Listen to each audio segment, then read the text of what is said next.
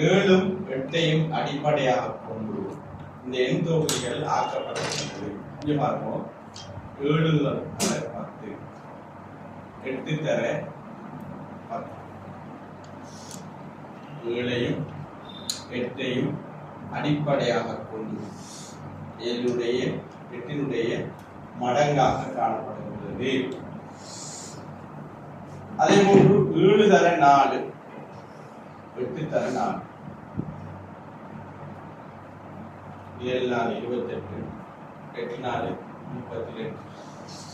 7ஐயும் 8ஐயும் அடிப்படையாக கொண்டு உருவாக்கப்படும். அதே போன்று இங்க பாருங்க, 7 தர 3, 8 தர 3. 7ஐயும் 8ஐயும் அடிப்படையாக கொண்டு 3 எண் தொகுதிகளும் உருவாக்கப்படும். ஆனால் 54 60 என்ற எண் தொகுதி ஏனைய 3 எண் தொகுதிகளில் இருந்து வேறுபடுகின்றது. அந்த வேறுபடுகின்ற விதம் தான் இங்கு காட்டப்படுகின்றது. 7ஐயும் 8னுடைய மடங்குகளாக ஏனைய 3 எண் தொகுதிகளும் காணப்படுகின்றன.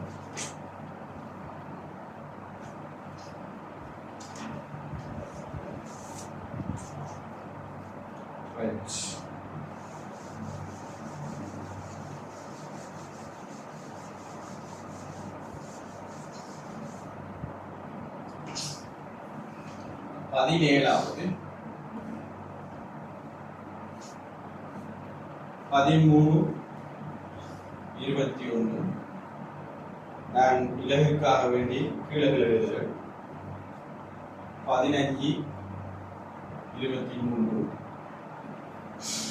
19 27. 17வது வினாவது 17வது 19 27, 16 27. மிக இலகுவான வினா. இதுல வித்தியாசம் 8, இதுல வித்தியாசம் 8, இதுல வித்தியாசம் 8. வித்தியாசம் 8ஐ அடிப்படையாக கொண்டு இந்த 3 எண் சோடிகள் உருவாக்கப்படுகிறது. வித்தியாசம் வந்து இது 4வது,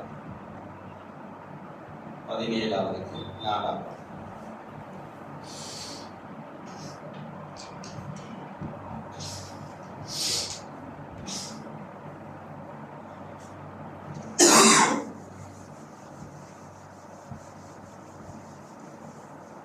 ரைட். 18வது வினாவை பார்ப்போம்.